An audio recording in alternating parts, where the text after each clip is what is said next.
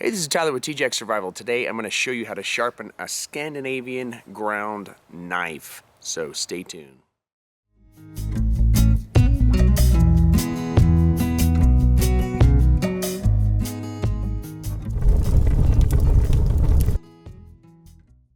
If you've got a completely torn up blade, I mean just totally torn up, like you did something crazy like grinding it on rocks, if you go that far, first you got to reset the edge. The way you're going to do that is with something really porous or grippy like this diamond sharpening stone. Now I've broken this in. I highly suggest any diamond sharpening stone that you use, you break it in on a hatchet. Something that can break the stone in essentially. And this one's a very used stone, which I use for hatchets and my more dull or convex shaped things. So because this isn't quite that bad, I'm not going to use it, but I wanted to show you. And the technique for this stone is the same technique for the water stone. Now, I've let my water stone soak overnight. You don't need to leave it that long, but I just threw it in last night because I knew I was going to film this today. Really about 45 minutes is plenty enough time. And this is a little Nagura stone, if I'm saying that right. It's a slurry stone, and you use it to create a slurry on top of your water stone. So this is a Japanese water stone. I'm just using the lid from the case to keep it in the water. And I have two grits. I have a 800 and a 600. And you can feel the more fine and the rougher grit. This is the rougher, and this is the more fine grit. I got this from Blade HQ. I will put the link in the bottom of my comments for that. So with this little bit rougher side is what I'm going to start it out on, and then we'll go from there. So with this Nagura stone, I'm basically making a little slurry right on top of the stone, and it's interesting because the stone kind of oozes a little bit of water out of it, and that slurry will help to better sharpen this blade. Now, because the Scandinavian grind doesn't have two edges, like for example a pocket knife would, we just have that one edge. So all I need to do is put it on that one edge and push forward and then slide to the side. Okay, I'm aim it at my GoPro a little better here. So you just push forward and then slide, and that's all that you're really doing. I like to do about 10 strokes on one side and then slide it to the other. I'm going to just do 5 for the video though. There's 5, right? And you can either draw towards yourself or just flip the stone around. I'm going to draw towards myself because I can keep a nice angle there.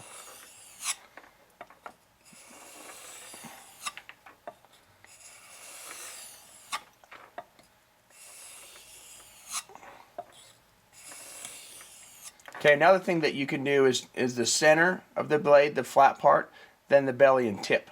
If you do that, it's essentially coming forward this way, coming back, and then to do the belly and tip, you get your angle and do the belly with a rocking motion. Get your angle and do the belly with a rocking motion. Make sure you go right out the tip. Now, there's 100 ways to skin this cat, but my favorite is 5, 5, 4, 4, 3, 3, 2, 2, and then finishing off until you're satisfied with one stroke in one direction, one stroke in the other direction. One stroke in one direction, one stroke in the other direction. And just finish it off like that. Okay? Now, as soon as you've sharpened this enough, and I really only needed to take that nick out, which I can feel the nick is gone. A little bit ugly with the Nagura slurry there, but I can feel that the nick is gone. Once that's the case, I'm going to clean this off just a little bit in my water. This is a cheaper stone. It's still the same grit, which is good enough for me, but that little pad keeps coming off. So once I've cleaned that off, now I'm going to use the finer side. Slurry it up a little bit more. This also helps if you have any chunks or whatever in your stone to help grind them out. Sometimes your stone can get cracked on the tip like mine has, because it is basically a rock. So you drop it or bang on it hard and it's going to jack it up. Okay, so there's that. Wash my knife off a little bit. Get some of that slurry off.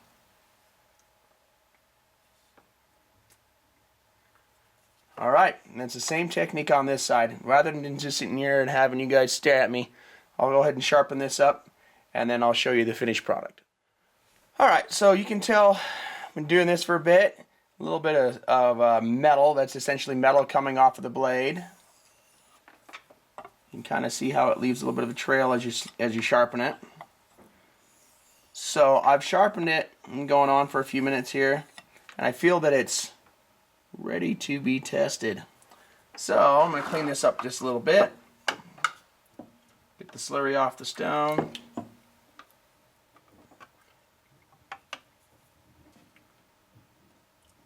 And whenever you do this, especially if you have a very carbon-based, non-super steel type of Scandinavian knife, you've got to put oil on it when you're done. Use the water, that's what it's made for, and then take the water off. And then once the knife is very dry, then you'll oil it and put it away. Worst case scenario, you have just enough oil in your hair that you can aim the blade away from your scalp so you don't cut your skull open, and comb it back with your hair. And that'll just put enough blade or enough oil on it, especially in the fields, that you can keep it nice and oiled up, just enough to keep it from going out. So, alright, now I've sharpened it up, not quite totally clean so it doesn't have that mirror looking finish, but there is the new edge. Alright, now let me find something to cut to show you how this works.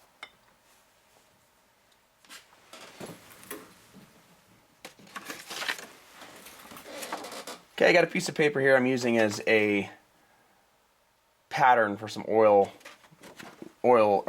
some leather work. But I'm going to show you how this little guy performs. Now with the Scandinavian edge, it's kind of like at one edge, it bites or it doesn't. There's a slim line of difference between bite and not bite. So with this, move this guy out of the road. With this, you want it to just barely bite, and then test and see how sharp it is by how curly the chunks of paper are. Okay, so if I get it to bite, there's the bite, and it's just trimming little bitty pieces off of the paper.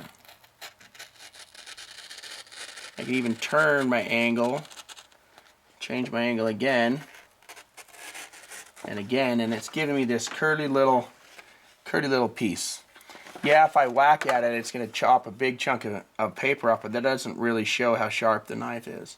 So if I just push it at a little bit of an angle,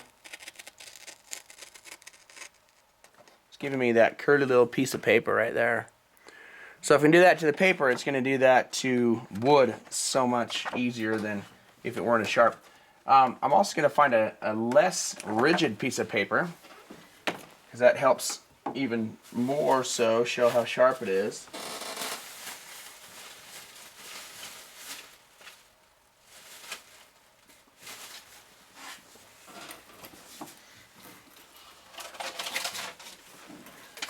Alright, so I got some wrapping paper. This is incredibly wispy. This should be horribly bad to show how to cut. But again, taking little bitty pieces, curving them right up. And this is very flimsy, very old paper that I pulled off of a mechanical project I had. As you can see, it's cutting little bitty twisties up there just fine. So, you want to sharpen your Scandinavian grind knife? That's the way that you do it. Go to Blade HQ, get yourself a Japanese water stone, or really wherever you can find a good quality one for all I care on that. And start from 10 on one side, 10 on the other, 9, 9. Whittle your way down until you've got yourself an incredibly sharp knife. Alright guys, if this has been valuable to you, please hit the subscribe button, share this with your friends. Thanks for watching TJack Survival.